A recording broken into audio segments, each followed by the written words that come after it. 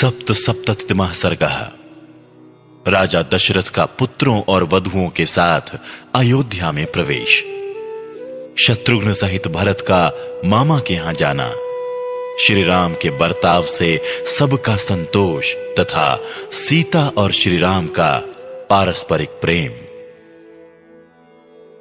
जमदग्नि कुमार परशुराम जी के चले जाने पर महायशस्वी दशरथ नंदन श्री राम ने शांत चित्त होकर अपार शक्तिशाली वरुण के हाथ में वो धनुष दे दिया।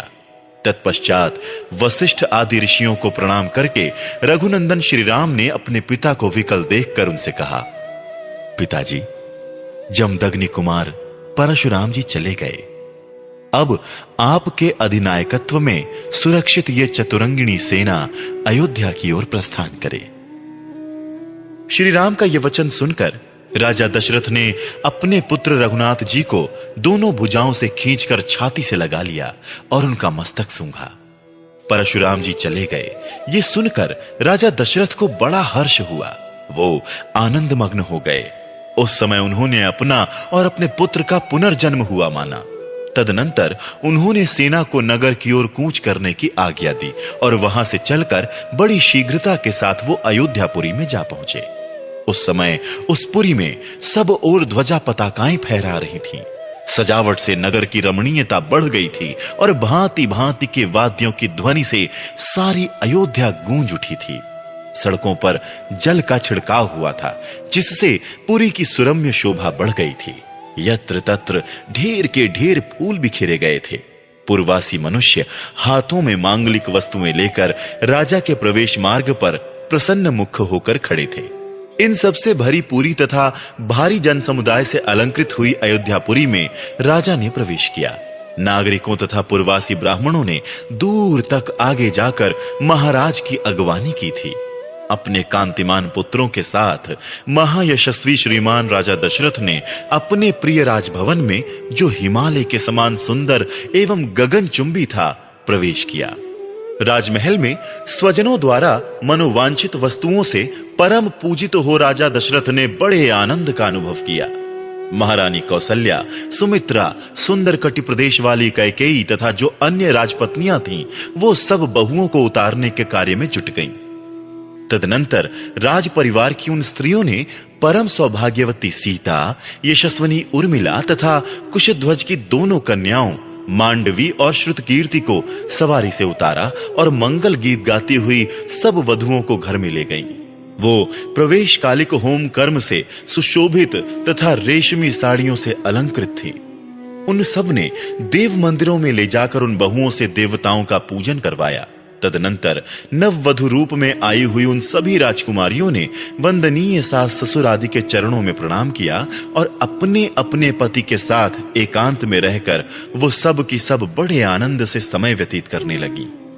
श्री राम आदि पुरुष श्रेष्ठ चारों भाई अस्त्र विद्या में निपुण और विवाहित होकर धन और मित्रों के साथ रहते हुए पिता की सेवा करने लगे। कुछ काल के बाद रघुकुल नंदन राजा दशरथ ने अपने पुत्र कैकेयी कुमार भरत से कहा, बेटा, ये तुम्हारे मामा कैकेयी राजकुमार वीर युधाजित तुम्हें लेने के लिए आए हैं और कई दिनों से यहां ठहरे हुए हैं। दशरथ जी की यह बात सुनकर कैकेयी कुमार भरत ने उस समय शत्रुघ्न के साथ मामा के यहां जाने का विचार किया। वो नरश्रेष्ठ शूरवीर भरत अपने पिता राजा दशरथ, अनायास ही महान कर्म करने वाले श्री राम तथा सभी माताओं से पूछकर उनकी आज्ञा ले शत्रुघ्न सहित वहां से चल दिए। शत्रुघ्न सहित भरत को साथ लेकर वीर युधाजित ने बड़े हर्ष के साथ अपने नगर में प्रवेश किया। इससे उनके पिता को बड़ा संतोष हुआ। भरत के चले जाने पर महाबली श्री राम और लक्ष्मण उन दिनों अपने देवोपम पिता की सेवा पूजा में संलग्न रहने लगे। पिता की आज्ञा शिरोधार्य करके वो नगर निवासियों के सब काम देखने तथा उनके समस्त प्रिय तथा हितकर कार्य करने लगे। वो अपने को बड़े संयम में रखते थे और समय समय पर माताओं के लिए उनके आवश्यक कार्य पूर्ण करके गुरुजनों के भारी से भारी कार्यों को भी सिद्ध करने का ध्यान रखते थे। उनके इस बर्ताव से राजा दशरथ, वेद वेत्ता ब्राह्मण तथा वैश्य वर्ग बड़े प्रसन्न रहते थे। श्री राम के उत्तमशील और सद्व्यवहार से उस राज्य के भीतर निवास करने वाले सभी मनुष्य बहुत संतुष्ट रहते थे। राजा के उन चारों पुत्रों में सत्य पराक्रमी श्री राम ही लोक में अत्यंत यशस्वी तथा महान गुणवान हुए।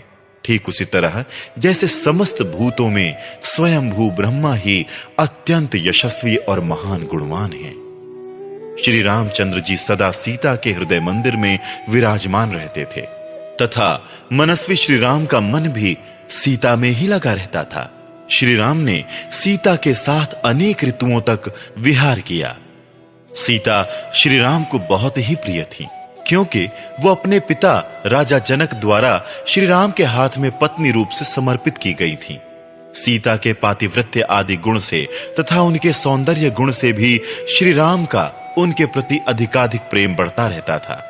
इसी प्रकार सीता के हृदय में भी उनके पति श्री राम अपने गुण और सौंदर्य के कारण द्विगुण प्रीति पात्र बनकर रहते थे। जनक नंदिनी मिथिलेश कुमारी सीता श्री राम के हार्दिक अभिप्राय को भी अपने हृदय से ही और अधिक रूप से जान लेती थी तथा स्पष्ट रूप से बता भी देती थी। वो रूप में देवांगनाओं के समान थी और मूर्तिमती लक्ष्मी सी प्रतीत होती थी। श्रेष्ठ राजकुमारी सीता श्री राम की ही कामना रखती थी और श्री राम भी एकमात्र उन्हीं को चाहते थे। जैसे लक्ष्मी के साथ देवेश्वर भगवान विष्णु की शोभा होती है, उसी प्रकार उन सीता देवी के साथ राजर्षि दशरथ कुमार श्री राम परम प्रसन्न रहकर बड़ी शोभा पाने लगे। इस प्रकार श्री वाल्मीकि निर्मित आर्ष रामायण आदि काव्य के बालकांड में 77वां सर्ग पूरा हुआ। बालकांडम संपूर्णम।